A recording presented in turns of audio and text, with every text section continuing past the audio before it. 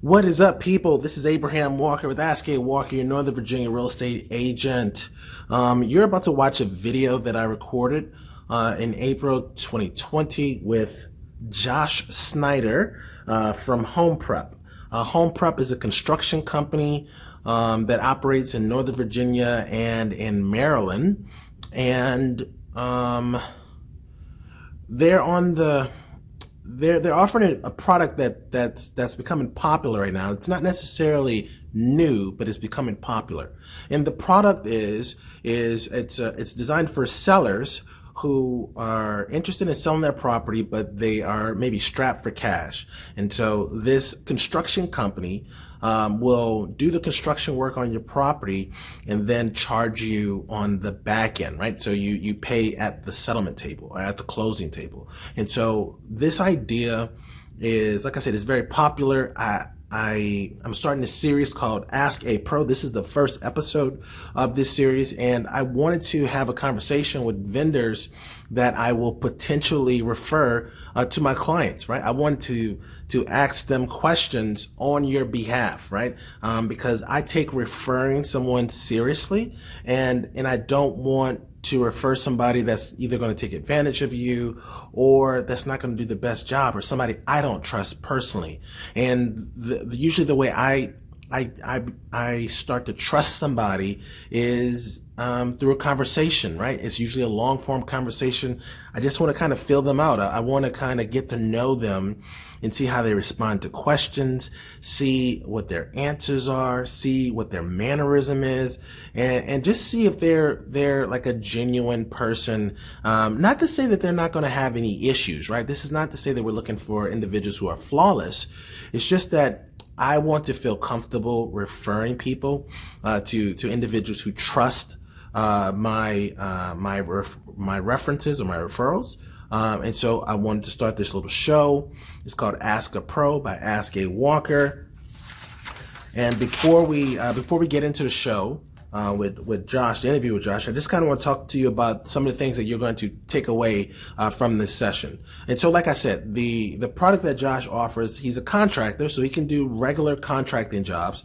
But the unique thing about him is that he actually offers deferred financing for your construction project if you're selling your property. And it's based on the equity position that you have in your property. And so in this show, in this interview, you're going to learn about Josh, learn about his upbringing.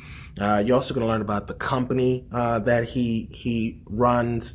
You're also going to learn about what is the true cost of the service, right? And so I ask some questions that are specific to the service so that you can have a better understanding of it, right?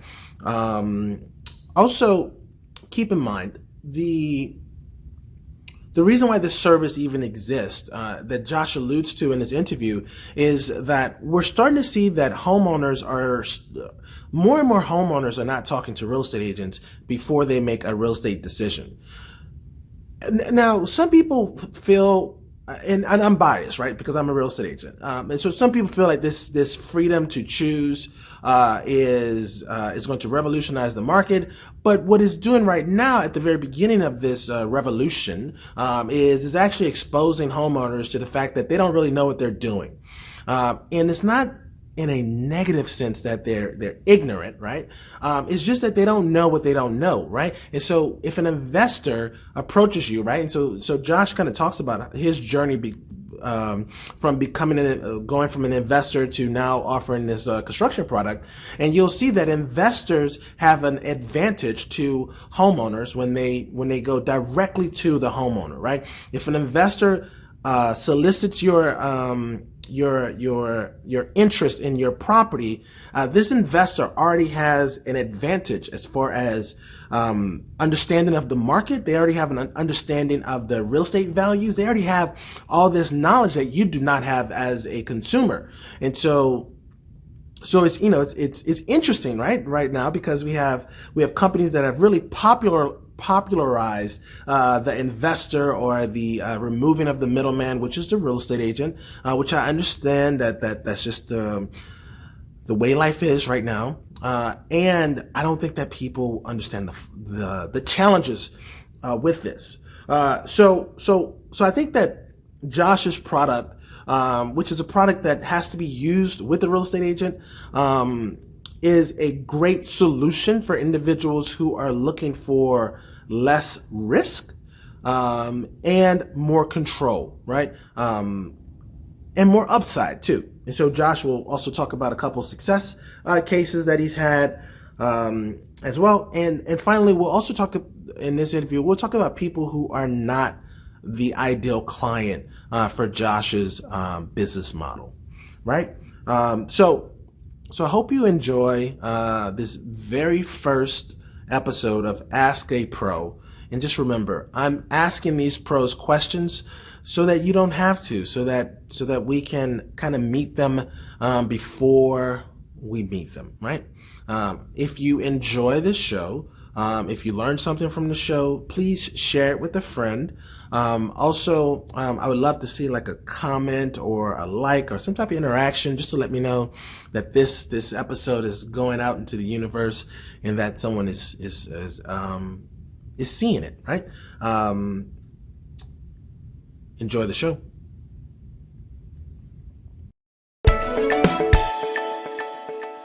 Yeah, thank you for having me. I appreciate the opportunity and to be the first guest on the show. That's awesome.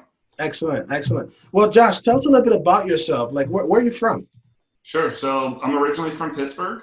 I came down to the DC area when I was 18 to go to college at the George Washington University. Okay. Uh, Now let me yeah, ask you this: Pittsburgh, are you a Steelers fan?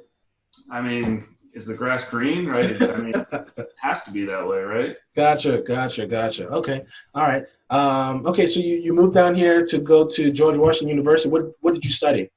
I was a finance major there. I was a finance and I was actually a music minor there for a little bit. I was a drummer, but that didn't end up lasting because I went abroad and had to kind of cut something to make sure that I graduated in the 4 year time frame. I wasn't trying to be on the 5 year track. So long story short, I majored in finance. Okay, so you majored in finance, but you were a drummer. So did you get into George Washington because of drumming? No, absolutely not. Oh, okay. All right. I was about to say that's incredible. No, definitely got into GW strictly on academics. Academic. Yeah. Okay. So now you're a contractor. So walk me through. How did you get to where you are today? So from finance into contracting. I don't know if there's a track at George Washington University for that.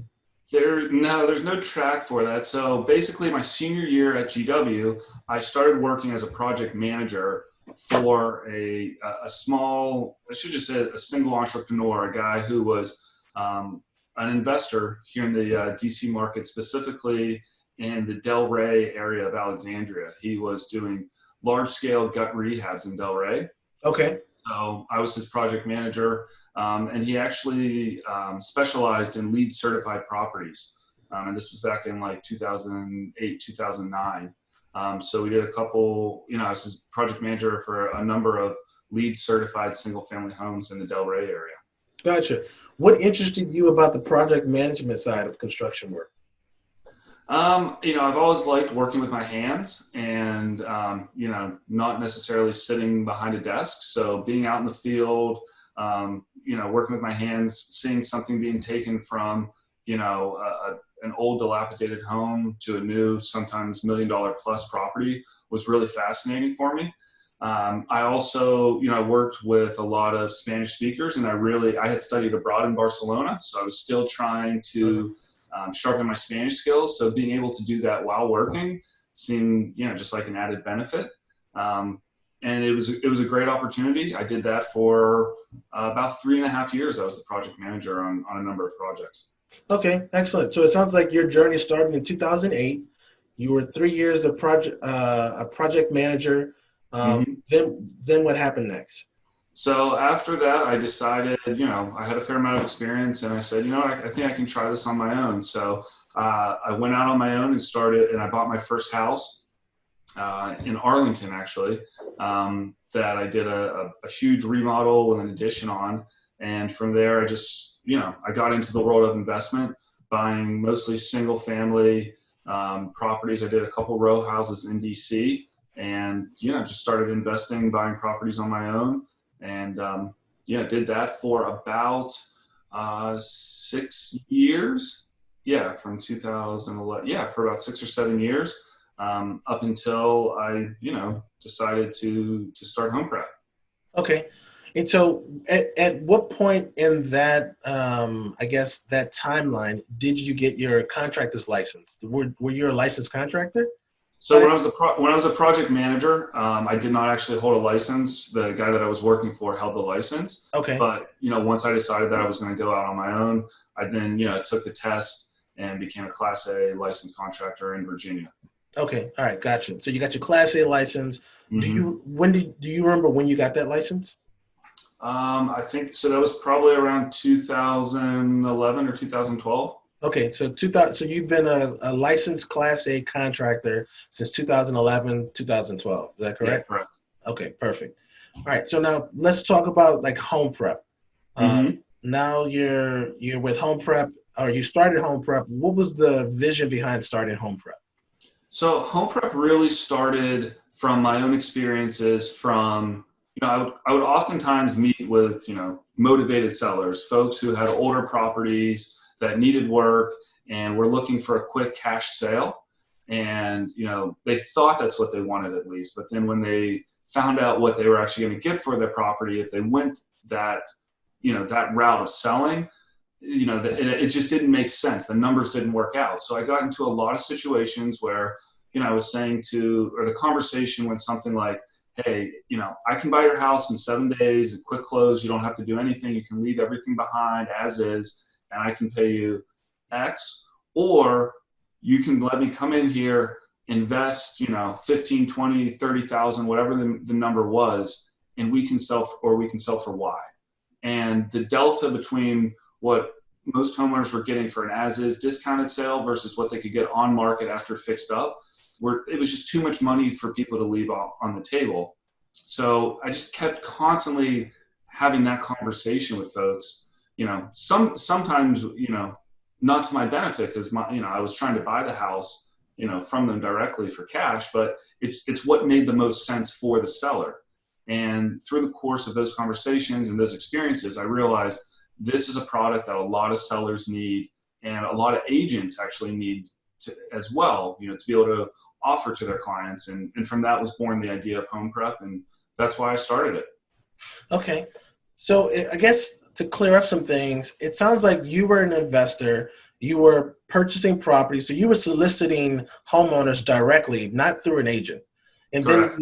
you would talk to the homeowner, and then you would, I guess, make an offer based on what you believe that the property was worth. Correct? Sure. I would make them an offer based off of, the resale value, less the repairs, less all the closing costs, carrying costs, and, a profit for myself, of course. Gotcha, gotcha. Okay, is that typical? Is that I guess what you're describing? It almost sounds like a wholesaler, but Well, you were the individual who was going to be buying it. yeah, I wasn't wholesaling properties. I mean, I was actually a true buyer of You were a property. true buyer. Okay, gotcha, gotcha. So it sounds like in what sellers are. So I guess from my perspective as an agent, what you're describing is individuals are approached by investors. They make an offer on the property. The offer is for the property's as is value. You saw potential for them to make a small investment in the property and then reap essentially what you would have profited if you would have purchased it yourself. Yeah, I mean, oftentimes I was shooting myself in the foot, so to speak, right? I would have made more money probably by just having them or convincing them, if possible, to sell me the property at a discount. But ultimately, it just made more sense for the seller to, put some sort of investment, whether that was large or small, into their property and then put it on the market and sell it the traditional way. They were just leaving way too much money on the table. So why would you start this company if it sounds like you're losing money by assisting these people? Because ultimately, it's what's in the best interest for the seller. Okay, Right? I mean, I don't want to go in and try to convince somebody to do something that, when you put it down on paper and say, here's option A and here's option B, and option B is significantly more money. Okay, let's go with option B. And I realized, okay, this makes more sense for most people. So let's develop a product and a company that can offer that service, at a very high level, and is, great for not just the homeowner, but also the agent, right? Agents can benefit from our product, and that it helps them win more listings. Their listings will sell faster, typically in fewer days and with better terms. So it just makes more sense for all parties involved, except for, the investor. Gotcha. Are you still seeing potential where you present a client with your proposal for construction, right? So for the remodel or the renovation, and then they say, you know what, I would still just like to sell it as is. Does your company then offer that service? Yeah, we do still buy houses in as is condition, because Okay. there are certain scenarios where it just does make sense, whether it's, an estate property where the heirs are in California and they just do not want to deal with it no matter what. Right. Or, there's lots of situations where properties are still sold in as is condition all the time. Gotcha. But I would say 95% of the time, if there's a willingness to, have us invest the money and do the work and wait a little bit longer, 95% of the time, if not more, there's more money that can be made on the property in that scenario. Okay. Okay. Can you give me any real world scenarios of where you have gone in to assist a client, a homeowner? You presented the option of this is the as is value and this is the after repair value in their success story. Do you have any instances of that? Yeah, sure, of course. I mean, that's essentially what we do every day. So we recently did a project in Centerville. That's a townhome in Centerville, Yes. where the owners they're local, but the property was a rental for them. Okay. And I believe they had the same tenant for 15 plus years. And if you can imagine, they just completely destroyed the property. Right. So this was through Now, I just do want to add that not all tenants destroy properties. of course not. Yeah, okay. But continue on, Josh. Continue. So yeah, this was through an agent who was working with these sellers, and I think she did go through the process of first soliciting offers from investors, and those offers, I don't know exactly where they all came in, but they were in the mid 200s for the property. We came in, did pretty significant repairs: new kitchen, new bathrooms, flooring, painting, hardware, lighting fixtures. And I believe that property sold in 2 days in the low 400s. So, they went from potentially selling that property in the mid to low twos to a low 400 number. And, they did have to wait that project took us close to 2 months. So they did have to wait that time. Plus it only took 2 days to sell. So, there were 30 days to close from that. But you're talking about an additional, probably, when you net it out, an additional $80,000+ that they were able to make on the property. Gotcha. So it sounds like they waited 2 months to make an additional, how much you said? Yeah, approximately 80,000, I would say. I feel like that was probably a good and Good, yeah, right. You're not going to go put your money in the market and see how much you make in 2 months, right? I don't think you're going to get that sort of return. And one of the things that we try to do for the sellers that we worked with, as well as the agents that we're working with, is that analysis, right? To crunch those numbers. Oftentimes we'll offer them option A, B, or C in terms of the level of repairs. If we put in just 10,000, it'll net you this much. If we put in 50,000, it'll net you this much, 100,000 that much, or however the numbers actually stack up. But again, our goal is to try to provide as much value in the initial analysis stage for agents and their sellers to understand what is the potential of this property. Gotcha. How much can I get for it if I do the investment in it? Okay. So up until this point, it sounds like we've discussed your background. We've discussed like how you came about forming this company. We've also talked about the value add for the homeowner, and also it's a win-win situation for the agent as well, because now an agent can provide their client with solutions.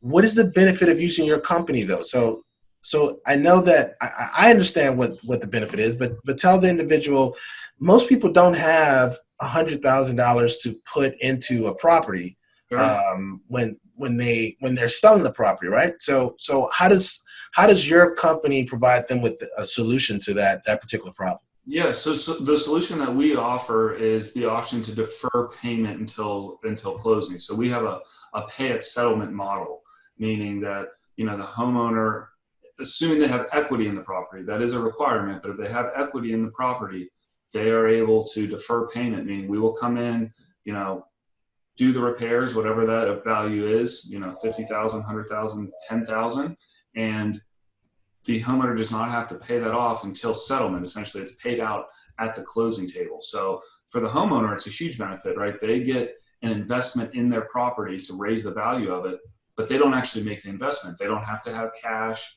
They don't have to go to a bank and get a loan. They don't have to get a home equity line of credit or borrow money from a family member, whatever it might be. We provide, that funding aspect of it by means of them deferring payment on the repairs. Gotcha. Okay. And with your company, can the homeowner pay up front if they wanted to? Yeah, we do have a lot of people who choose that option as well. But it's whatever they prefer. Okay. So tell me more about this deferred method, this pay at settlement method. Hmm. How much does it cost the consumer? Sure. So there's two added fees for the deferment of payment. The first is just a flat fee of $700, and that is essentially a fee for us to process the paperwork, because we do record a deed of trust on the property, essentially a lien on the property to secure our investment. Right. So we have to record a deed of trust. We have to run a title search on the property. There's a certificate of satisfaction that has to be recorded when the property is sold. And then, so that's a $700 flat fee, no matter if we're doing a $5,000 project or a $100,000 project. And then on top of that is a flat 2% fee of the total cost of the project. So if it's a $50,000 project, for example, it's an additional $1,000, 2% of the total cost. Okay. The 2% of the total cost, is that an upfront fee? No, there's no money up front required on any of this. It's all incorporated into the total contract amount that is ultimately paid off at settlement. So there's literally zero amount of upfront cash required from the homeowner. Oh, wow. So there's no upfront cost to the homeowner. There's a 2% fee on the amount of the construction project, right? Correct. Okay. And the construction project, the amount of the construction project is then there's a lien placed on the property for that amount. Correct. Okay. And that is what the $700 covers, is the recording of that lien. Exactly. That's strictly cost that we have to process, because we have attorneys. Like I said, you have to pay the county to record a deed of trust, you have to do a title search. So that charge just covers those costs. Okay. After someone signs up for your service, you do the construction work on the property. Are there any other obligations for this individual? Like what protects you as a vendor from an individual just saying, you know what, you've done such a great job renovating my property, I just want to stay. Sure. So the lien on the property is what protects us. Okay. Right. We have a secured instrument, or we're secured on title of the property, and that's Okay. essentially what protects us from that scenario of them not wanting to sell the property. And if that was the case, we would strictly say no problem, just pay us back the money, and the lien will be, the deed of trust will be released from the deed. Gotcha. Okay. Are there any other requirements? Because it looks like your primary target are individuals who are selling their property, who have an interest in selling their property. What has to happen during the selling process? Is there anything else that ties them to you? Or are there any requirements while they're listing their property that you? We do. So we do require that they list the property within 10 days of the renovations being complete. Okay. And that is written into the agreement that is provided and discussed up front. We want to make sure that the sellers understand the agreement that we're getting into prior to starting any work. So it is required that they use an agent to list the property and not do it for sell by owner. We do require Okay. that they work with a licensed agent, and that it's listed within 10 days of the property being completed, all the renovation work. Okay. Excellent. And what else? Is there anything else? Yeah. On top of that, we do have required price reductions. Okay. So in the property improvement agreement that we signed prior to start of the work, we have a scheduled list price so that everybody knows what this property is going to be listed for prior to going on the market. And then we have subsequent price reductions every 30 days of 2% as the property is listed on the market. So if it doesn't sell in the first 30 days, there's a 2% price reduction, and so on and so forth until the property, goes under contract and is sold. Gotcha. So is it 2% every 30 days or just 2% that first 30 days? Yeah, it's 2% every 30 days. Okay, 2% every 30 days. The client has to agree on the list price before the construction begins, right? Yes. And they have to use an agent. What about how do you come up with the repair amount, right? So it sounds like there is an as-is cost associated to the property, and then you kind of back in some other costs, right? So like you determine what the future value of the property is with the repairs. Is that correct? Mm-hmm. That's correct. So, I mean, that is, a conversation between the homeowner, the agent, and ourselves. And I would say it's kind of led by the agent to say, hey, we rely on the agents as being the experts in the market, understanding what the property is worth, what the property could get if it had repairs done to it. So, that's a back and forth conversation where we do that analysis as a team, working with the agent and the seller to say, hey, these are where we see the market being. These are the repairs that we think would make the most sense. This is what they're going to cost, and ultimately, this is what we think we can get for the property.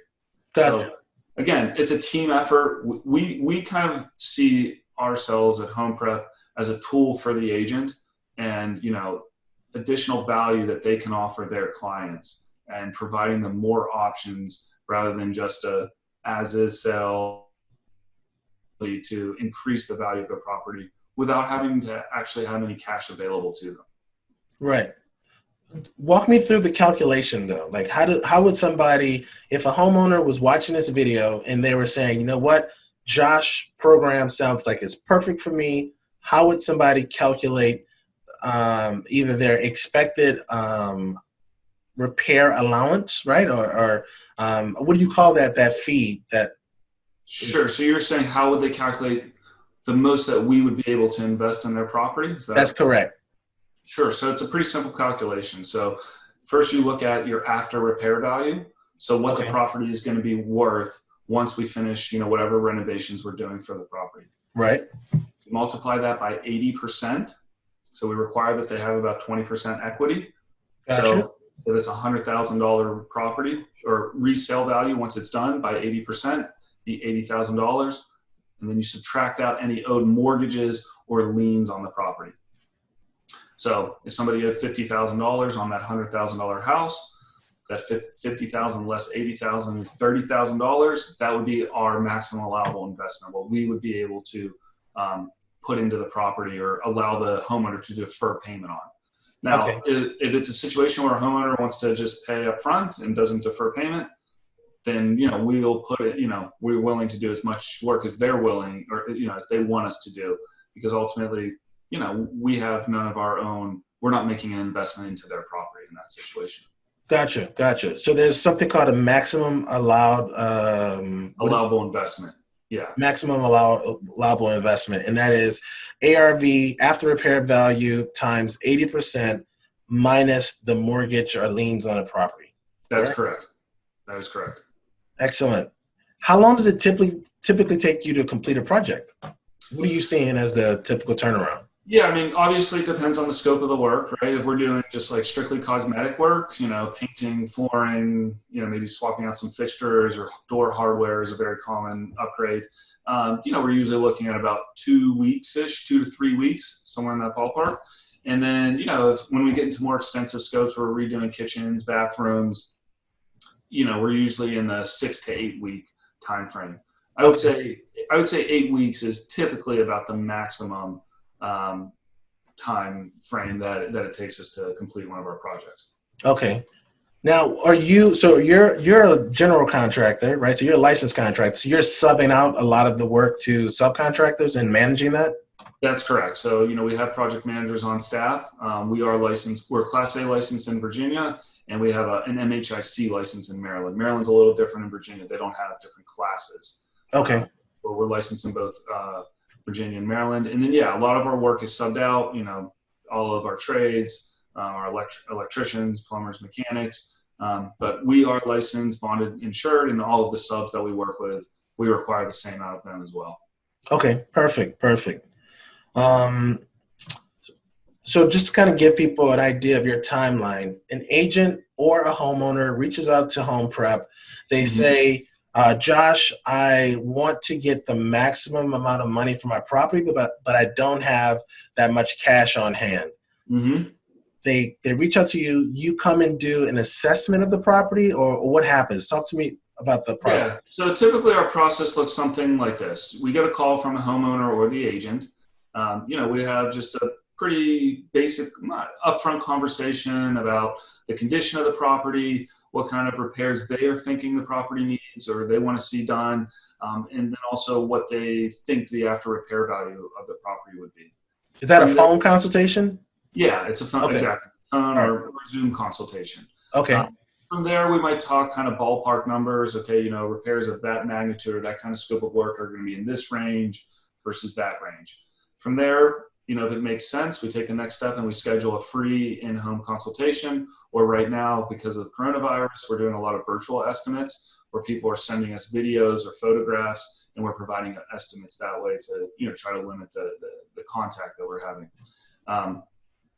We after the virtual or the in-home estimate, we within 48 hours can provide a proposal on the scope of work where we list out line by line what the cost will be for each scope of the project, and then from there typically we'll have another conversation, another phone consultation with the homeowner and the agent on the phone to say, okay, these are the costs that we're looking at for work A, work B, work C, and oftentimes we'll adjust the proposal and the scope of work slightly to fit within the budget that we think we want to be in or need to be in to make the numbers work.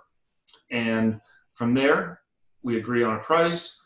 All the paperwork is done. It's signed. It's notarized. The deed of trust is recorded. We schedule a start date. And from there, the project begins. And during the course of the project, something that's very important for us is, a high level of communication between our team, myself, our project manager, and the agent and the homeowner. So, we have weekly check-ins. We have an online platform that they're able to log on to see weekly job updates with photos, what was completed the past week, what's expected to be completed the following week, and ultimately, our schedule of the project. So we do value, communication with the agent, with the homeowner very highly, and it's a point of emphasis for us. Gotcha. Excellent. I think that clears up most of my questions, and most questions I think that other people, homeowners, would have.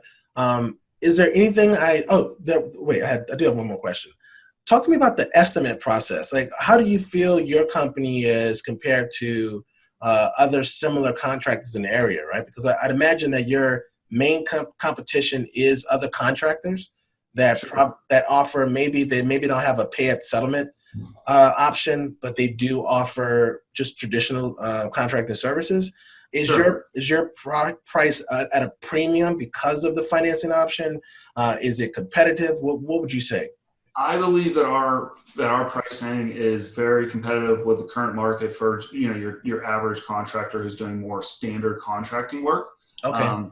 There's not the premium for the payment deferment are those two additional fees that we discussed before. Okay. So that is the premium. I would also say that the advantage or the value that we provide versus a standard contractor is that we come from a real estate. I've been an investor. I've worked in the realty world. I've worked with a lot of agents, so I understand the goals of the agent and the homeowner in getting the property sold. So we have we've already made selections for our renovations. That's not to say that we don't allow the homeowner and the agent to give us their input and help us in the selection process. But if they don't want to do that, we've already had those picked out so that we make the process a lot more easy, a lot faster. Your average, or not, I shouldn't use the term average, but your standard contractor who does regular contracting work is expecting the homeowner or their client to make the selection of a lot of the items. We do that for you so that it's just a much faster and more streamlined process. But overall, if the question is pricing, I'd say we're very competitive in the market right now. I mean, we're not as cheap as a single contract, a single guy who's actually swinging the hammer himself, but we're also not a case remodeling or a BOA construction that's charging a huge premium for their services. So we're very competitive. Gotcha. Excellent. One last question, and this is going to be it. What should I have asked you that I didn't ask you? Is there anything I missed? Is there anything that you should have asked me that you didn't ask me? Maybe just to touch a little bit on like my experience of actually being an investor. Okay. Because I guess what I would speak to is that, I understand when you're a home seller being in their shoes and kind of the uncertainty or the non-guarantee that if I put this money into my property, I might not get it back, right? I am, home sellers, when they're working with us, you could say are kind of like investors in that they're making an investment in their property with the uncertainty that they're going to get it back. So I understand the thoughts that they go through when they're trying to decide, okay, this is a lot of money, whether they're deferring it or it's their own money being put into my property. I've been in their shoes. I've had to make those decisions so I can empathize with them and I think really help them think through and talk through those decisions to come to ultimately what makes the most sense for their situation, for their house, to get them the most amount of money for it. Right. One more question came up to me. What do you think is the timeline that somebody should reach out to you to start the process? So say, for instance, like when this video is being recorded, we're in April 2020. Mm-hmm. If somebody reaches out to you tomorrow, right? They see this video, they say, you know what? Josh is my man. Abraham is my real estate agent. Mm-hmm. Let's move forward with this. When would the work begin on the property? So typically I would say if from the time that somebody initially reaches out to us to when we actually start work on the property, if they're motivated, if they're ready to go, because a lot of times they're still in the process of making the decision or figuring out their time frame. But if they've already said, okay, I've made the decision, I'm going to do work, I'm going to do what needs to be done to the property, about a month prior. Okay. Gotcha. For us to have that consultation on the phone, to schedule a time to meet, to get the proposal back to them, to go over the proposal, decide on what we're going to do, and then from there to schedule the work. Yeah, 30 to 45 days is what I would recommend. Okay. So if somebody was to map this out and say, you know what, I know I'm going to use Josh's service, then they're really looking at so we're in April, May, you would begin at the end of May. So we're looking at maybe a month to a month and a half. So really they're looking at like a July list date. Sure. Right? Yeah. And so the Aprils are moving into July, Mays are moving into August timeframe. Does that sound about right? Yeah, that's correct. Of course, it depends on the scope of work. If it's a 1 week project, and it's much shorter. If it's a huge scope of work where we're redoing kitchens, bathrooms, and really the whole house, then it's probably going to be an additional month time frame. Okay, perfect. Well, Josh, is there any question that you wanted me to ask you?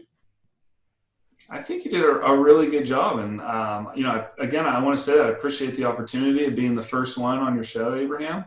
Yeah. And, I hope that there's lots of folks who want to work with you as their agent and me as their contractor to get their property ready for list. Excellent. Well, Josh, what's the best way for people to, thank you so much for coming to the show as well. What's the best way for people to get in touch with you?